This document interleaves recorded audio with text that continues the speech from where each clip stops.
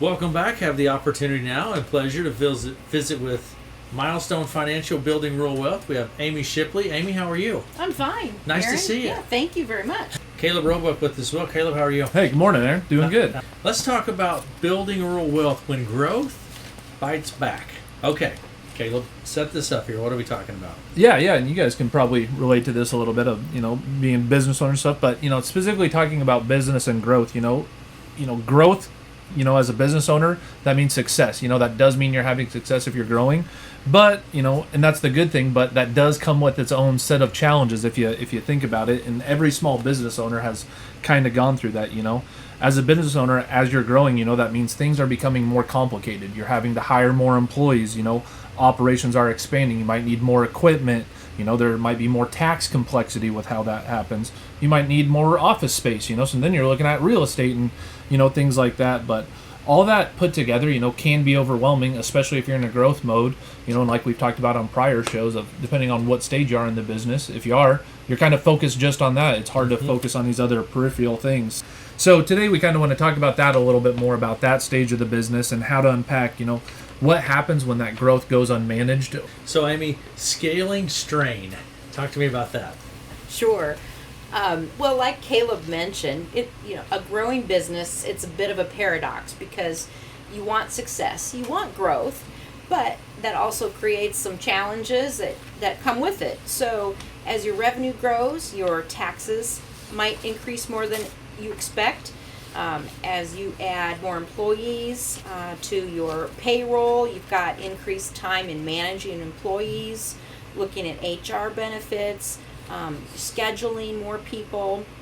And one thing you might not have thought about is your insurance coverage. So maybe you need more insurance coverage for equipment that you have, or liability coverage for people that you employ.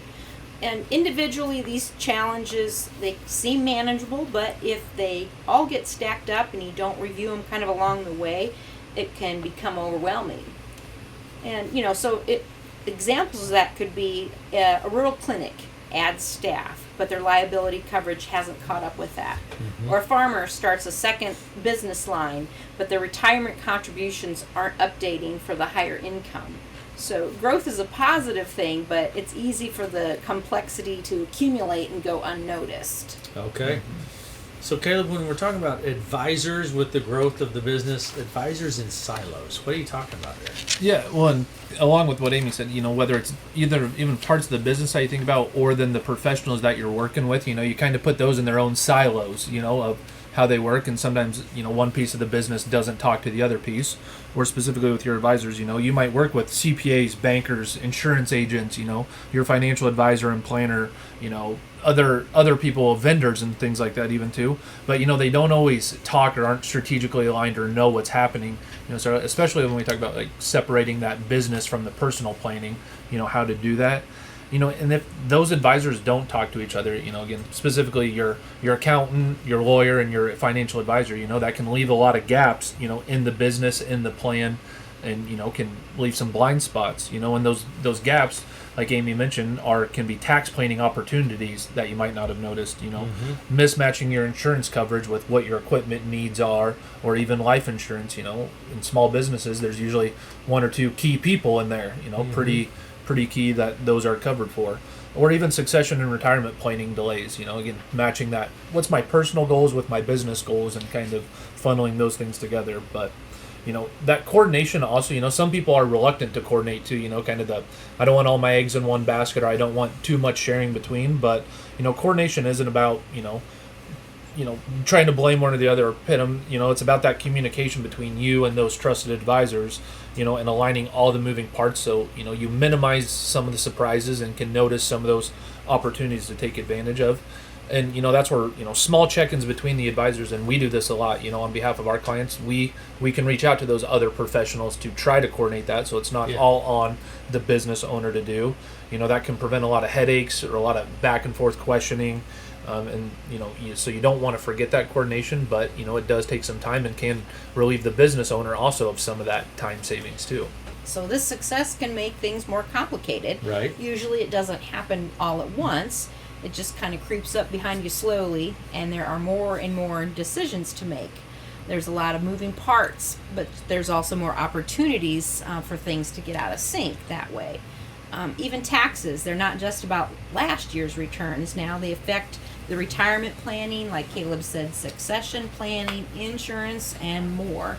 Typically those are not a lot of the things business owners focused on sometimes. They are more in the weeds of the day-to-day operation. Mm-hmm. So when your growth outpaces your planning and when it gets complex, hidden opportunity costs appear. So, like we mentioned earlier in the show, your retirement contributions, if you don't adjust them for your higher income, then you might get to retirement and find out you don't really have enough saved up for living the lifestyle that you've become accustomed to.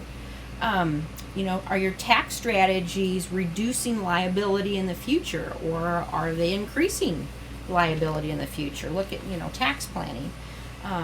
Succession planning. Don't delay it until it's urgent. It's important to think about those things along the way. And unfortunately, a lot of folks just don't do that. Right. So we try to plant that seed, in your mind that it's important to do little check-ins along the way. So being proactive is one of the best ways to prevent decisions being rushed or at a time when you're under a lot of stress, and then you can make some costly mistakes. Well, one of the things that gets to be a real challenge with the business and growth of a business is to not let the business run you, right, Caleb? So how do we address that? Yeah, well, and like what Amy said too, it kind of depends on what's your spouse doing too. Are they involved in the business too? Or, we talk to a lot of business owners, their spouse works outside the business, has a whole other set of jobs that might have retirement accounts elsewhere or other decisions and stuff like that too. But, that's the hard part as any business owner, but especially small ones, of how do you not let the business run you run the business kind of. And, small regular reviews help keep that plan in check, help keep that business in sync, and help keep it growing, and help where it stands, day to day, just beyond just the financial check-in of, checking the books every day. And so business owners should focus on, these areas, reviewing their books, reviewing their cash flow and payroll growth, but checking on their insurance coverage for new equipment, property, or employees, checking or coordinating advisors on retirement and tax planning between them, and considering that concession and contingency planning to, not is that what if, Dan talks about that transition planning of exiting your business, but sometimes it's not on your terms. Sometimes it is that you go vertical or you go horizontal, like we said before. So, and sometimes, again, depending on the nature of the business, if you work in farming or machinery, you need to have some of those things covered or at least planned for, and things like that too. All right. So the alignment check, we've mentioned being in alignment and having that alignment all taken care of. So talk to me about the alignment check. Yeah, the alignment check, kind of just like that. Once you've experienced that recent growth in your business, you got to ask yourself kind of those questions again. What stage am I in the business? What one area of the business that created unexpected complexity? Again, as your business grows, you're kind of going to we're not up to snuff on this, or we don't have that system or process that we need to. How do I coordinate with my advisors to make sure everything is aligned? Again, information changes, how you share that information, or again, have you coordinated enough where those advisors can maybe just do that themselves behind the scenes on your behalf? And have I noticed, growth creating opportunities that I didn't expect, in your business? Growth is a good thing, but intentionally reviewing the systems and plans, is what keeps it manageable and keeps you kind of on the right track. And those simple steps, to consider are, schedule that regular business and financial check-in, not only with yourself, your internal team, but again, kind of those outside professionals. Review and coordinate those with those advisors. Look for gaps in tax, retirement, insurance, and succession planning, or look for people that can help you identify those gaps. And address those small gaps and how to prevent big ones. We can say start with one. As a business owner, you're not going to tackle all this, so pick one area to kind of start with, and you might, again, the goal is to provide some of that clarity so you have less of that mental load, less to do that. But again, you are coordinating this stuff and kind of have a plan, and the next time you review it, or that second piece you go to pick up, is a little bit easier to go. And you're hopefully running your own business. The business isn't running you. Right. So absolutely. Well, growth is good. Comes with challenges, like everything, right? Yeah. It's a good challenge, but it comes with challenges. So wrap this up for me, Amy. Put this all in perspective here. Right. Just like you said, Aaron, growth growth is good. That's what we want in your business, but don't let it be too much of a source of stress. You know, recognize some of these points that we've talked about today and where complexity is creeping in, and know that there are folks out there that will help you. Second, check your coordination. Make sure that your advisors, your plans, and your systems are all communicating with each other. Don't have them operating in silos where one doesn't know what the right hand doesn't know what the left hand is doing. And third, even small reviews can help you along the way. You might not think it's important or you're too busy, but just being purposeful in scheduling a small review with your advisors, with your insurance agents, you know, with your accountant, can help uncover things that don't, you know, might be bad surprises later on. So let's be honest, owning a business is really chaotic. It's takes a lot of your time, your energy, your passion. You know, just put as much energy into doing a little planning and refining along the way to make sure that you're keeping pace with your business, with its growth.